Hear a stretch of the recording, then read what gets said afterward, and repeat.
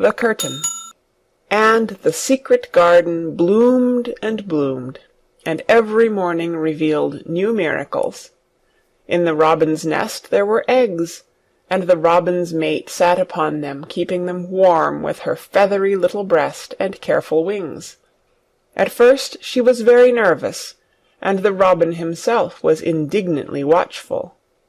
Even Dickon did not go near the close-grown corner in those days, but waited until by the quiet working of some mysterious spell he seemed to have conveyed to the soul of the little pair that in the garden there was nothing which was not quite like themselves, nothing which did not understand the wonderfulness of what was happening to them, the immense, tender, terrible, heart-breaking beauty and solemnity of eggs.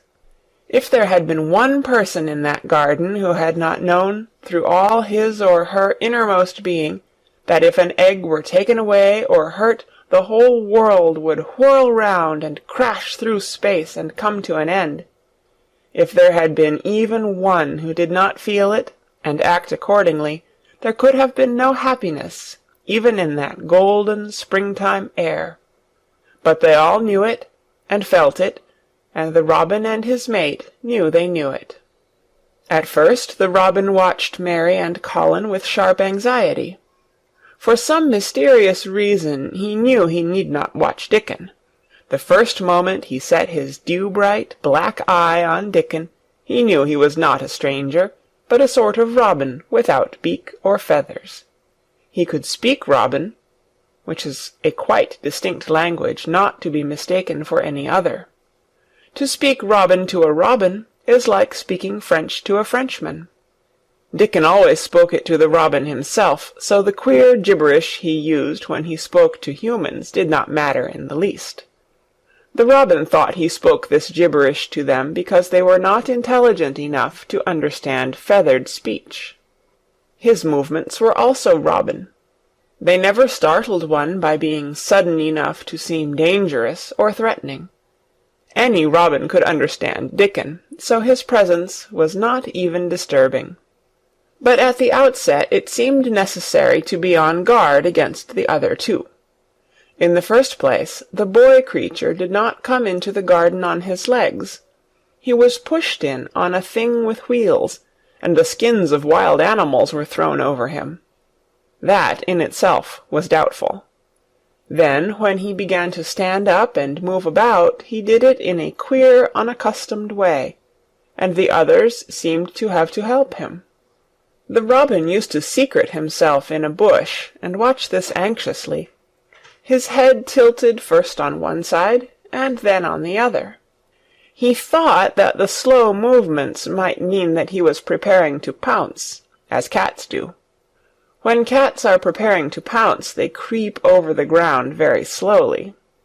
The robin talked this over with his mate a great deal for a few days, but after that he decided not to speak of the subject, because her terror was so great that he was afraid it might be injurious to the eggs. When the boy began to walk by himself, and even to move more quickly, it was an immense relief. But for a long time, or it seemed a long time to the robin, he was a source of some anxiety. He did not act as the other humans did. He seemed very fond of walking, but he had a way of sitting or lying down for a while, and then getting up, in a disconcerting manner, to begin again. One day the robin remembered that when he himself had been made to learn to fly by his parents, he had done much the same sort of thing. He had taken short flights of a few yards, and then had been obliged to rest. So it occurred to him that this boy was learning to fly, or rather to walk. He mentioned this to his mate, and when he told her that the eggs would probably conduct themselves in the same way after they were fledged, she was quite comforted, and even became eagerly interested, and derived great pleasure from watching the boy over the edge of her nest, though she always thought that the eggs would be much cleverer and learn more quickly.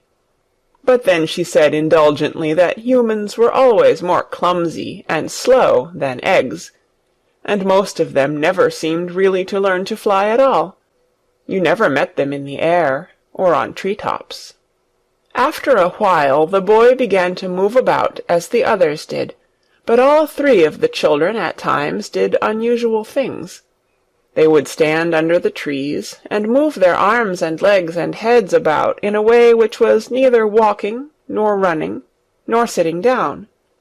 They went through these movements at intervals every day, and the robin was never able to explain to his mate what they were doing or trying to do. He could only say that he was sure that the eggs would never flap about in such a manner, but as the boy who could speak robin so fluently was doing the thing with them, birds could be quite sure that the actions were not of a dangerous nature.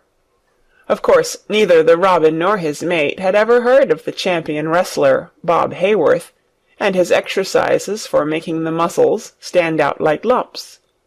Robins are not like human beings. Their muscles are always exercised from the first, and so they develop themselves in a natural manner. If you have to fly about to find every meal you eat, your muscles do not become atrophied. Atrophied means wasted away through want of use. When the boy was walking and running about and digging and weeding like the others, the nest in the corner was brooded over by a great peace and content. Fears for the eggs became things of the past. Knowing that your eggs were as safe as if they were locked in a bank vault, and the fact that you could watch so many curious things going on made setting a most entertaining occupation. On wet days the egg's mother sometimes felt even a little dull, because the children did not come into the garden. But even on wet days it could not be said that Mary and Colin were dull. One morning, when the rain streamed down unceasingly, and Colin was beginning to feel a little restive, as he was obliged to remain on his sofa because it was not safe to get up and walk about, Mary had an inspiration. "Now that I am a real boy," Colin had said, "my legs and arms and all my body are so full of magic that I can't keep them still. They want to be doing things all the time. Do you know that when I waken in the morning, Mary, when it's quite early, and the birds are just shouting outside, and everything seems just shouting for joy, even the trees and things we can't really hear, I feel as if I must jump out of bed and shout myself. If I did it, just think what would happen." Mary giggled inordinately. "The nurse would come running, and Mrs. Medlock would come running, and they would be sure you had gone crazy, and they'd send for the doctor," she said. Colin giggled himself. He could see how they would all look, how horrified by his outbreak, and how amazed to see him standing upright. "I wish my father would come home," he said. "I want to tell him myself. I'm always thinking about it. But we couldn't go on like this much longer. I can't stand lying still and pretending, and besides, I look too different. I wish it wasn't raining today." It was then Mistress Mary had her inspiration. "Colin," she began mysteriously, "do you know how many rooms there are in this house?" "About 1,000, I suppose," he answered. "There's about 100 no one ever goes into," said Mary. "And one rainy day I went and looked into ever so many of them. No one ever knew, though Mrs. Medlock nearly found me out. I lost my way when I was coming back, and I stopped at the end of your corridor. That was the second time I heard you crying." Colin started up on his sofa. 100 rooms no one goes into," he said. "It sounds almost like a secret garden. Suppose we go and look at them. You could wheel me in my chair, and nobody would know where we went." "That's what I was thinking," said Mary. "No one would dare to follow us. There are galleries where you could run. We could do our exercises. There is a little Indian room, where there is a cabinet full of ivory elephants. There are all sorts of rooms." "Ring the bell," said Colin. When the nurse came in, he gave his orders. "I want my chair," he said. "Miss Mary and I are going to look at the part of the house which is not used. John can push me as far as the picture gallery, because there are some stairs. Then he must go away and leave us alone until I send for him again." Rainy days lost their terrors that morning. When the footman had wheeled the chair into the picture gallery, and left the two together in obedience to orders, Colin and Mary looked at each other, delighted. As soon as Mary had made sure that John was really on his way back to his own quarters below stairs, Colin got out of his chair. "I am going to run from one end of the gallery to the other," he said, "and then I am going to jump, and then we will do Bob Hayworth's exercises." And they did all these things and many others. They looked at the portraits, and found the plain little girl dressed in green brocade, and holding the parrot on her finger. "All these," said Colin, "must be my relations. They lived a long time ago. That parrot one, I believe, is one of my great-great-great-great-aunts. She looks rather like you, Mary, not as you look now, but as you looked when you came here. Now you are a great deal fatter and better looking."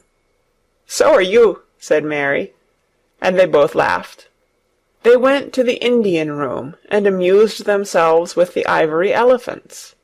They found the rose-colored brocade boudoir and the hole in the cushion the mouse had left, but the mice had grown up and run away, and the hole was empty. They saw more rooms and made more discoveries than Mary had made on her first pilgrimage. They found new corridors and corners and flights of steps, and new old pictures they liked, and weird old things they did not know the use of. It was a curiously entertaining morning, and the feeling of wandering about in the same house with other people, but at the same time feeling as if one were miles away from them, was a fascinating thing.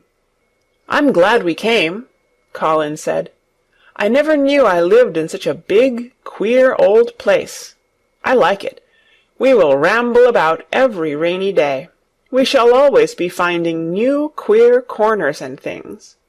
That morning they had found, among other things, such good appetites that, when they returned to Colin's room, it was not possible to send the luncheon away untouched.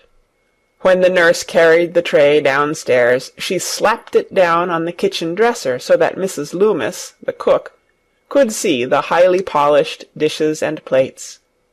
"Look at that," she said. "This is a house of mystery, and those two children are the greatest mysteries in it."